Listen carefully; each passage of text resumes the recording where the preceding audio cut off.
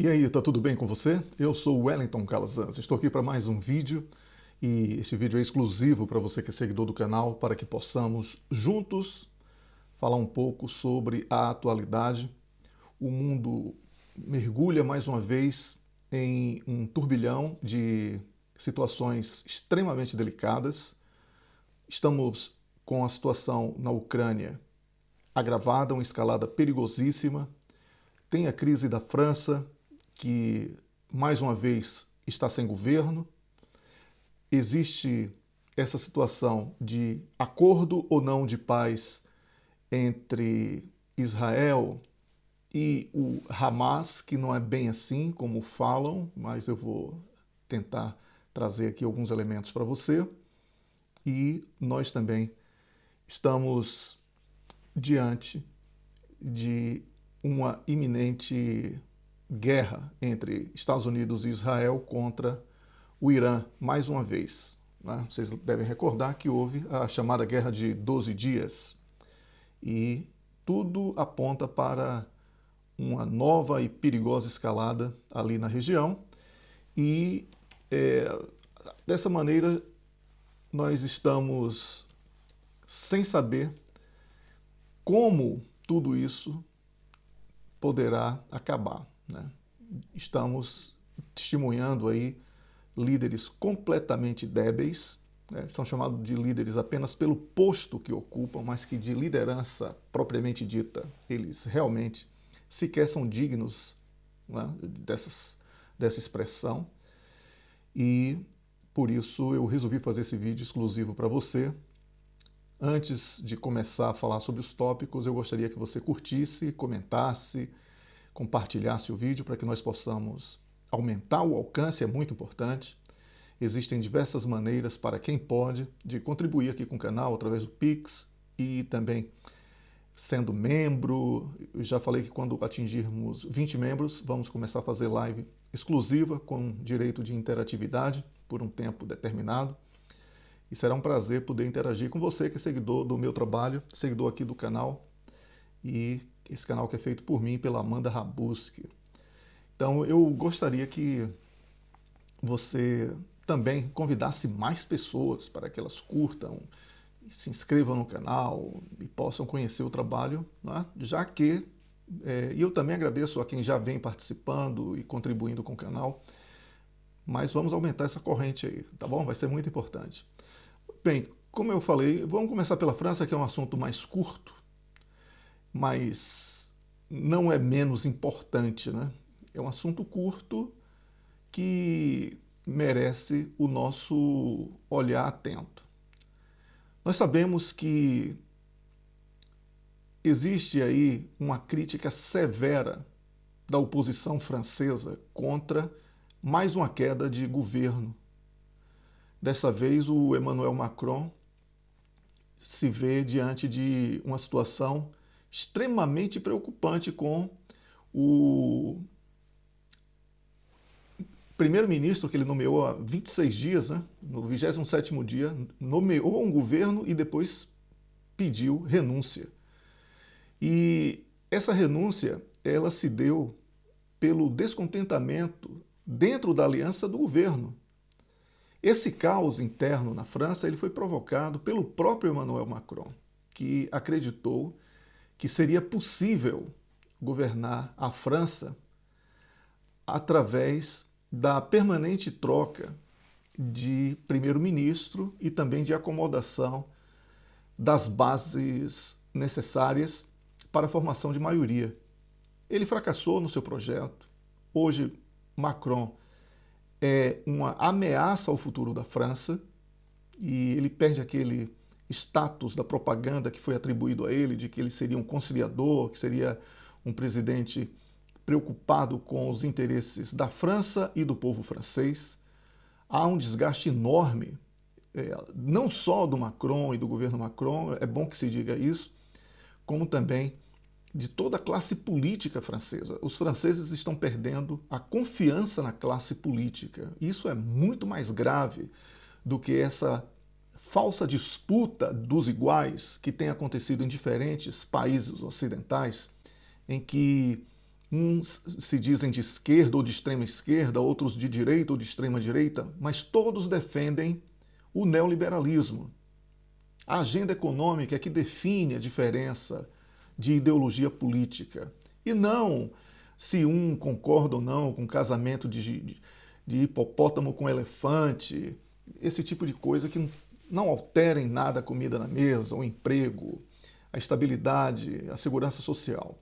Então, essa situação da França é consequência de um ex-banqueiro ou banqueiro oculto, né, que chega ao poder para defender os interesses de uma elite. Macron governa para uma elite. Ele inaugurou o que eu chamo de democracia sem povo, quando ele não tem popularidade alguma, não tem maioria nas urnas, continua mandando no país e faz da França o seu quintal, implementando agenda completamente incompatível com as aspirações sociais francesas, um país que já vinha desde os coletes amarelos com violentos protestos nas ruas, aí houve interrupção por conta do período pandêmico, a economia ficou ainda mais agravada, aí vem essa questão da Ucrânia, que a França se posiciona como um país capaz de fazer frente à Rússia, que todos sabem que é uma piada de mau gosto. Emmanuel Macron precisando de desvio de foco, e sobre desvio de foco eu vou falar daqui a pouco também sobre a questão de Benjamin Netanyahu e Israel, mas Macron tentou se posicionar como um grande líder europeu para fazer frente à Rússia nesse desafio do Ocidente em território ucraniano contra os russos. E aí, durante todo esse tempo, nada de novo aconteceu. A economia francesa ficou numa situação ainda mais agravada e, com isso, 5 primeiros ministros caíram ao longo de 2 anos. A França é hoje o retrato do que é o neoliberalismo. Compromisso zero com a população, compromisso zero com a política, compromisso zero com o envolvimento do povo que deveria proteger na condução do seu próprio destino. Então, a França é um governo de poucos para poucos. É aquela história de finge que odeia o Estado, mas quer um Estado só para ele. Então, Macron é essa representação da concentração da riqueza que jamais irá dar certo, especialmente quando a população tem o mínimo de consciência política, que é o caso do povo francês. E ninguém sabe, na verdade, como é que isso vai acabar. A única certeza que nós podemos ter é que, enquanto Emmanuel Macron estiver à frente da presidência da República Francesa, se a queda dele não for precipitada, a França vai piorar cada vez mais a condição socioeconômica e o caos é logo ali. Não demora de termos situação extremamente preocupante com violência nas ruas e uma queda muito mais violenta do poder constituído francês. E outras instituições poderão ser atingidas por isso, já que há uma sensação de conivência entre os poderes constituídos e esse cenário de degradação moral política que nós estamos testemunhando nas ruas francesas. Então, é agora esperar para saber se essa fragilidade de Macron não é apenas uma vaidade pessoal dele, ou se é uma estrutura de poder que provoca consequências profundamente danosas, tanto aos aspectos econômicos como sociais, especialmente do povo francês, já que a concentração da riqueza é benéfica para a elite, né? A economia na França está estagnada, a inflação pressiona os orçamentos familiares e a ausência de um governo funcional para propor soluções também é outro grande agravante nesse desmando a que está submetido o povo francês. O descontentamento popular tende a crescer ainda mais e de maneira exponencial. Então, a situação da França de hoje é de que o país caminha perigosamente para o caos completo. Então, este foi um tema que eu gostaria mesmo de começar, né? E esses temas que eu estou comentando aqui, quase todos eles eu comentei na televisão ontem à noite, mas eu preferi fazer um exclusivo conversando com você, que é seguidor aqui do meu canal, para que não haja nenhum tipo de bloqueio por causa das imagens que são usadas, né? Imagens de agência e etc. Esse pessoal adora barrar os vídeos por conta disso. E esse foi um dos temas que eu comentei. Outro tema que eu comentei, eu falei sobre a guerra na Ucrânia, né? Que essa ofensiva ucraniana que tem sido propalada aí nessa imprensa de propaganda, ela causou um impacto muito menor do que o que tem sido dito, do que tem sido noticiado. Existiu apagão na Rússia? Sim, existiu. Se você atinge uma unidade de geração elétrica ou de central elétrica de distribuição, você vai provocar a queda no abastecimento de eletricidade, de energia, não é? Elétrica, no caso. Mas a Rússia tem uma capacidade de transporte elétrico muito eficiente e alimentado de diferentes fontes, podendo substituir um tipo de geração por outro tipo de geração. Nunca podemos esquecer que a Rússia domina a tecnologia nuclear, que também gera energia elétrica, é um dos maiores produtores de derivados de petróleo e derivados, para ser mais objetivo, né? E isso também produz energia elétrica. Então, a questão do transporte não é atingido como nós imaginamos que possa ser, porque existem cabos subterrâneos de alta tensão e também de média e baixa tensão que são distribuídos em diferentes artérias, permitindo o manuseio, né? Às vezes até de maneira automática mesmo, não através da iniciativa humana, mas até automática, né? Já que a inteligência artificial tem cumprido muito bem esse tipo de papel. E a perda de energia elétrica se dá por algumas horas apenas e não por semanas ou meses, como é a expectativa do pessoal da NATO, né, da OTAN. Eu estou falando mais aqui para brasileiros, né, já que é a maioria esmagadora dos seguidores do meu canal, e também da própria Ucrânia. O que a sensação de propaganda tenta passar é de que há um grande potencial de reversão do cenário geopolítico e do xadrez da guerra a partir dessa nova ofensiva ucraniana. Então, você que é meu seguidor sabe que isso é mentira. Não é? Por que mentira? Porque a manutenção de uma guerra como essa só iria ser possível que a Ucrânia revertesse o cenário se houvesse apoio externo, uma alimentação ininterrupta com material bélico, com tropas, para que pudesse fazer frente aos desafios no campo de batalha.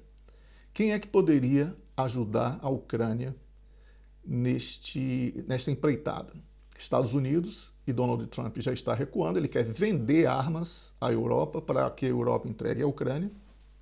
A Alemanha, que agora o primeiro-ministro diz que não vai ter condição de cumprir o pacto social e está propondo aumentar a idade de aposentadoria para 73 anos de idade. A França, que eu já falei como é que está. A Itália, que nós sabemos que não tem condição. Reino Unido, que está quebrado. Então, quem é que vai manter a Ucrânia por mais tempo, com armas que esses próprios países não possuem? E agora eu volto a falar, e você que é seguidor aqui do canal, nunca perca isso de vista. Não adianta produzir as mesmas armas que existem. A questão também da desvantagem ucraniana com o apoio da OTAN é a obsolescência tecnológica. A Rússia possui armas de tecnologia hipersônica que são muito mais eficientes. E também o sistema de defesa russo tem demonstrado uma capacidade impressionante de barrar os equipamentos bélicos cedidos pelos países membros da OTAN. Acontece que existem dois caminhos aí. A Rússia resistir ainda mais e minar ainda mais as economias, não só dos europeus, como também dos Estados Unidos, que dependem de vender essas armas para europeus que não têm dinheiro, que querem doar para uma Ucrânia que não tem mais sequer soldados para o campo de batalha. Então, como é que isso vai ser revertido? Como é que, por ter atacado uma refinaria aqui, uma estação de energia elétrica ali, através de drones ou de artefatos à distância, a Ucrânia vai reverter uma guerra se dentro do seu solo ela perde todos os dias território para as tropas russas? Faça essa pergunta a você mesmo, já que esses especialistas por aí andam tentando iludir mais uma vez, dando aquela impressão de que vai ser possível reverter este cenário. Não vai ser possível. O meu medo aqui no ponto 2, que eu acabei por não citar, é que haja uma escalada de verdade e que a Rússia tenha que recorrer a um ataque fulminante contra a Ucrânia, algo que a Rússia evitou o tempo todo, já que eles consideram o povo ucraniano russo também, né?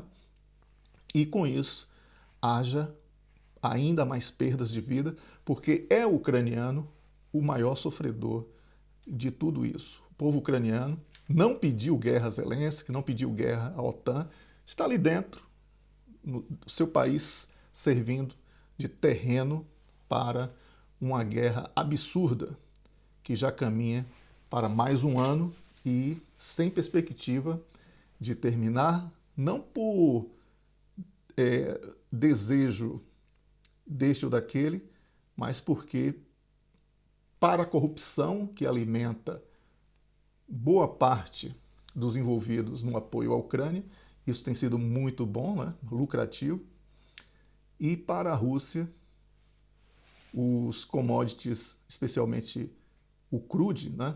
O petróleo bruto, aumenta o preço e o destino agora é China, Índia e alguns outros países que não estão entre os ocidentais, diretamente, porque indiretamente eles continuam comprando mais caro.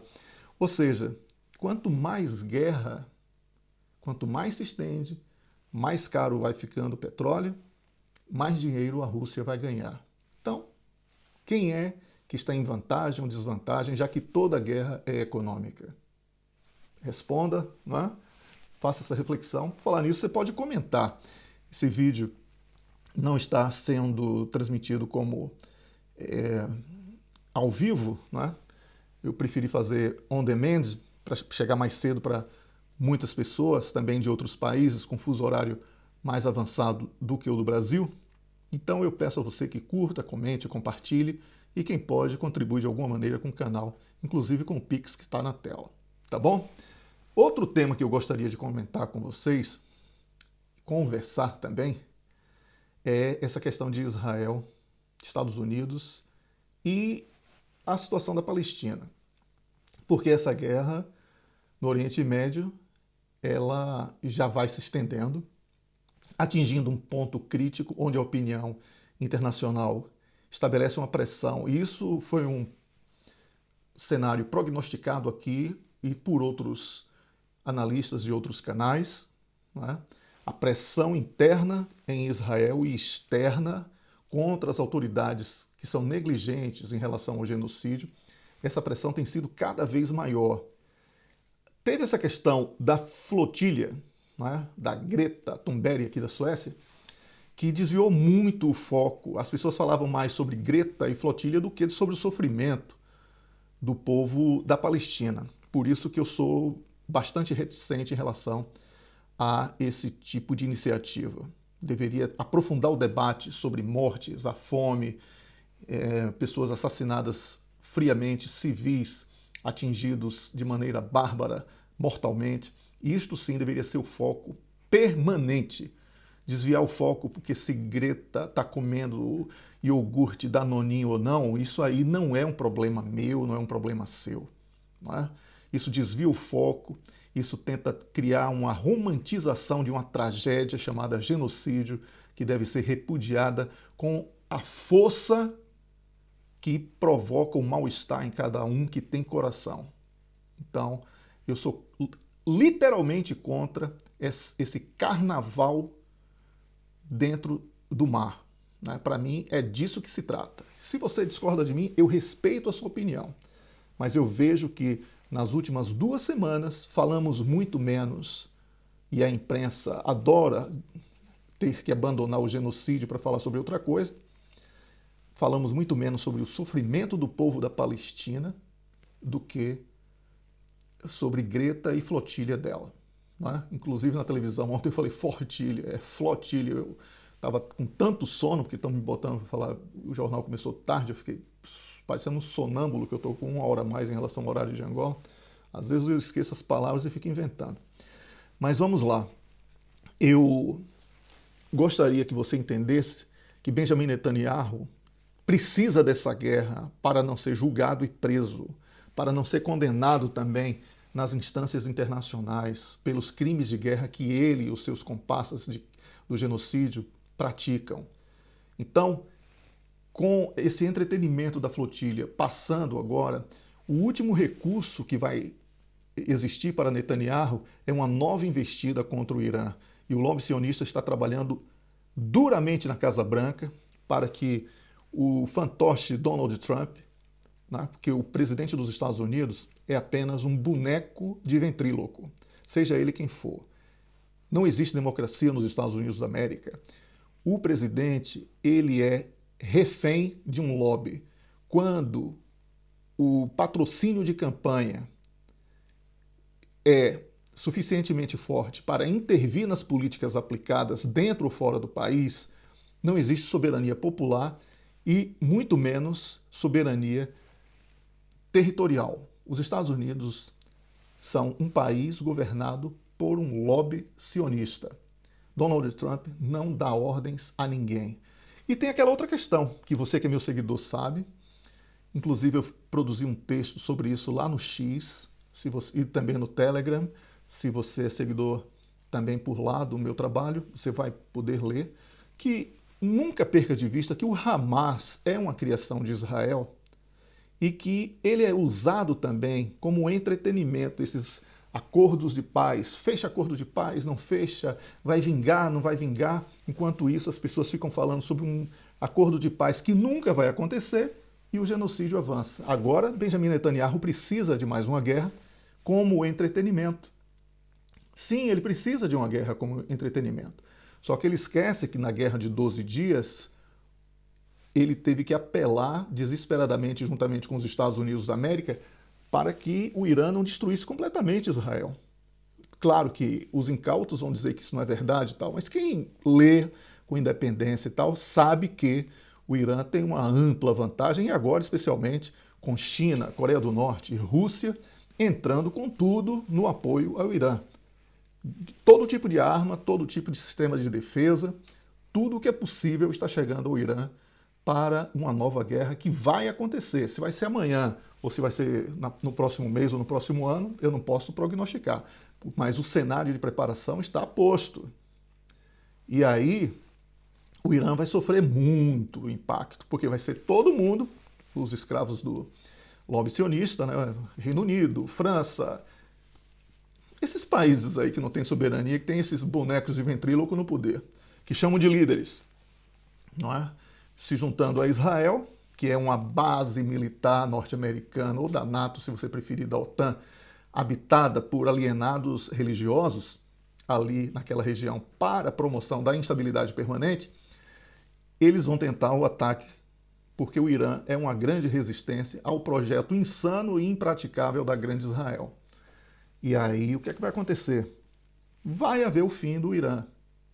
Vai? Não vai. Vai haver o fim de Israel. Porque Israel, do ponto de vista geográfico, não suportaria um ataque permanente do Irã, como vimos na Guerra de 12 Dias, que praticamente esgotou todas as instalações do país, não é? Então, o Irã resiste historicamente, você pode ler sobre isso, a todo tipo de ameaça e controla hoje o Estreito de Hormuz com muita propriedade. E qualquer restrição de passagem de cargas no Estreito de Hormuz representa um impacto nas economias desses países que eu já mencionei aqui, que estão completamente falidos, inclusive os Estados Unidos, com seríssimas dificuldades, não consegue aprovar um orçamento e está em greve aí do funcionalismo público nos Estados Unidos da América. Esses países não irão suportar, por exemplo, que o barril do petróleo chegue a $200. E se isso acontecer, a Rússia vai ficar ainda mais fortalecida, o próprio Irã, que aumentou a sua produção de petróleo e gás, e como eles vendem mais barato para a Índia e China, a competitividade da Europa e dos Estados Unidos diante dessa frente de países, alguns quadros do bloco BRICS e outros que estão apenas por adesão regional, em parceria bilateral ou trilateral, esses países irão ficar ainda mais fortes do ponto de vista da produção industrial, competitividade, ciência e tecnologia, robótica.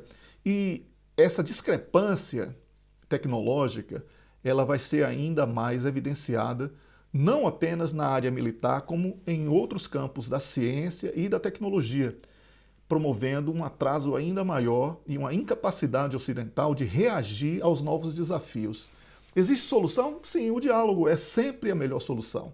Depor Benjamin Netanyahu, evitando uma nova guerra, porque o povo de Israel não é todo ele que está a favor desta insanidade, desse messianismo imbecilizado, né, de Benjamin Netanyahu e os loucos dele, né? Depor Benjamin Netanyahu, julgá-lo, prendê-lo, para dar ao mundo a sensação de que houve justiça, reparação em relação ao genocídio, reconstrução do Estado da Palestina com independência, sem precisar ser controlado nas suas fronteiras por Israel em absolutamente nada, um pacto de paz sincero e verdadeiro, porque já houve harmonia entre os povos na região, expulsão de todos os insanos, punição, prisão de todos estes radicais messiânicos, para que o Oriente Médio possa respirar e o mundo possa respirar, ficando livre, em parte, desse lobby sionista que sufoca as chamadas democracias, não é? E essa coisa de democracia também a gente precisa debater depois,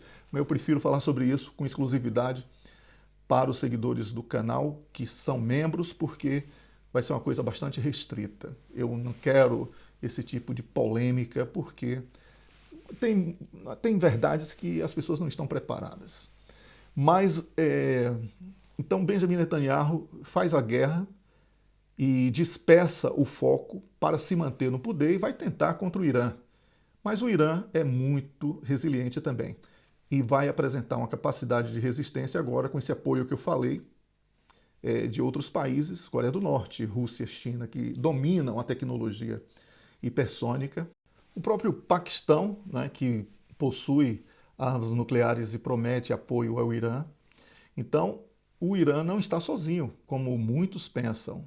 E os países europeus e os Estados Unidos que prometem apoio a Israel, eles estão com essas dificuldades financeiras que eu já mencionei.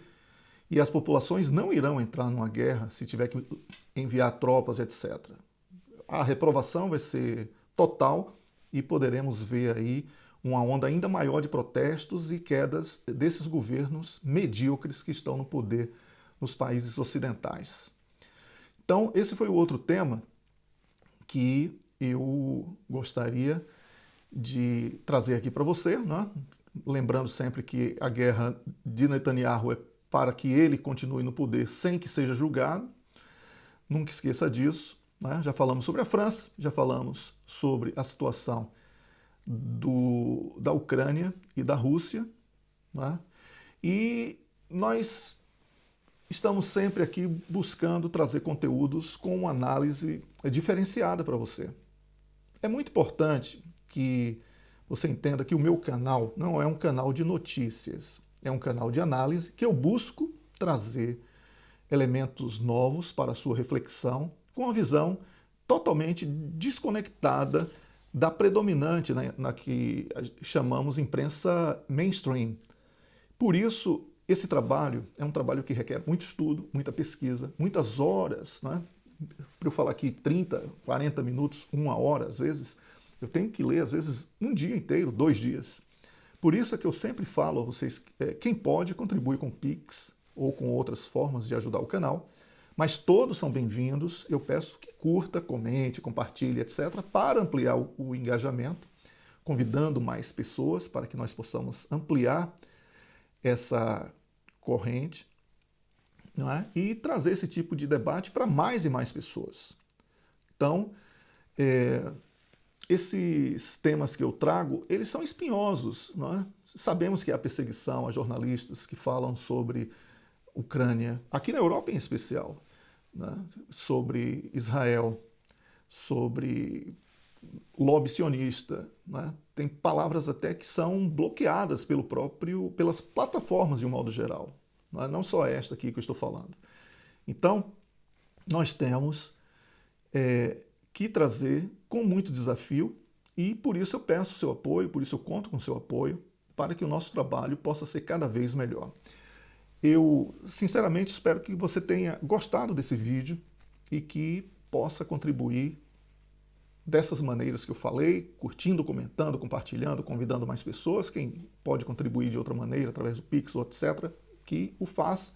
E eu voltarei em breve com mais um vídeo. Existem pedidos aí nos comentários, né, para que eu faça vídeos sobre a situação do fentanil nos Estados Unidos, outros que pedem que eu faça um vídeo especificamente sobre o genocídio em curso na Palestina, mas assim, produzir conteúdos específicos aí requer uma pesquisa ainda mais aprofundada, porque você preencher minutos falando especificamente de um tema, isso exige o aprofundamento completo, porque não é só o meu conhecimento em si, tem que ter atualização, tem que ter a contextualização, a forma como é apresentado, uma espécie de sequência lógica do pensamento para que possa servir de apoio para a sua reflexão. Então, tenha um pouco de paciência, não temos condição de atender essa demanda ainda, mas com o tempo, quando o canal estiver mais fortalecido, com mais membros, etc., aí sim eu vou poder dedicar ainda mais tempo aqui para você, com muita alegria, tá bom? Obrigado pelo apoio que você já tem dado, você que já é seguidor, e até o próximo vídeo.